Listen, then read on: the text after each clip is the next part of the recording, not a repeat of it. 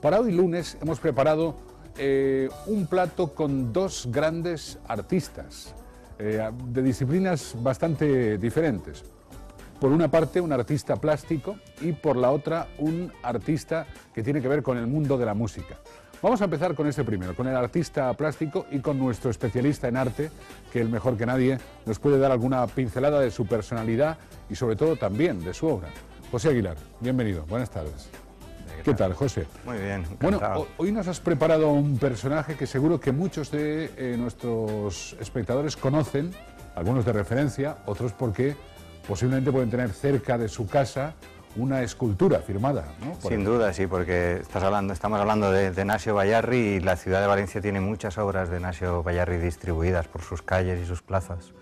Para quien no lo conozca, ¿cómo trazaríamos el perfil?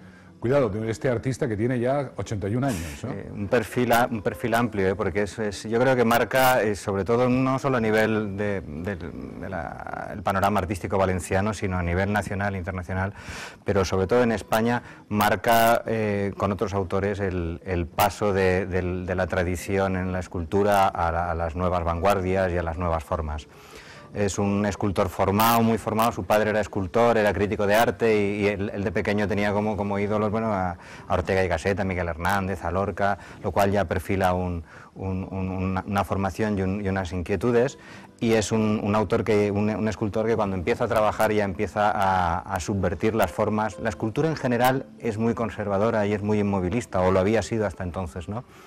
Y Nacio lo que hace es experimentar con un montón de tendencias, con un montón de estilos, pasa desde imágenes que pueden recordar una cierta abstracción hasta el constructivismo.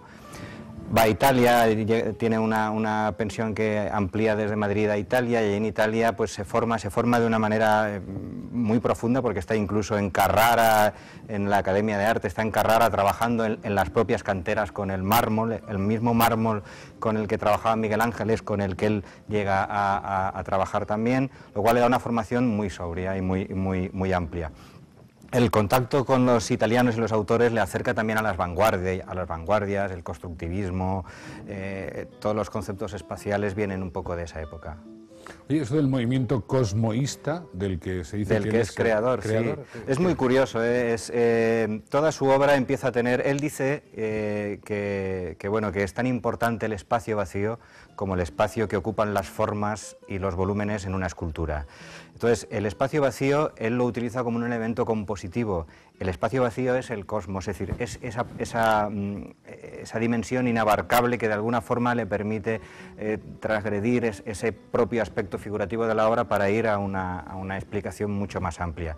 Los propios títulos de muchas de sus obras de esa etapa y de ese estilo, pues por ejemplo, Anunciación alienígena, Nacimiento alienígena, Ente cósmico, parece que buscan también esa parte mística de lo que puede significar la relación de la obra con el espacio.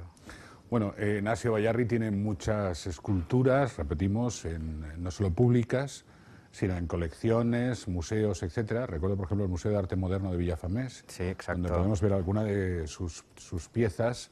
Pero yo creo que hay una muy característica que especialmente los vecinos de Valencia conocerán, que es una escultura dedicada a Vicente Blasco Ibáñez. Efectivamente, sí.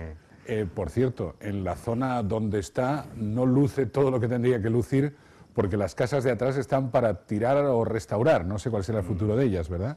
Sí, pero bueno, ves esa escultura, ese retrato como el de Segreyes, como Gregorio Mayans u otros que tiene, o el de Melchor Hoyos, por ejemplo, son la perfecta representación del estilo cosmoísta que él ha llevado, adaptado a algo tan complicado en ese sentido como es el retrato.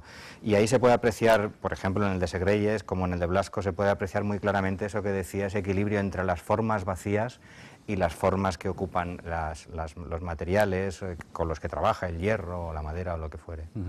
Bueno, hay que decir que Nacio ha sido un gran escultor, pero ha recorrido varias disciplinas, ¿no? También Sí, ha trabajado el mosaico, ha trabajado la pintura, todo en torno a esa filosofía. Él dice que un artista debe crear su propia iconografía y su propia mitología, y a partir de ahí cualquier cosa, incluso la literatura o la poesía que pueda hacerse a partir de eso, ¿no?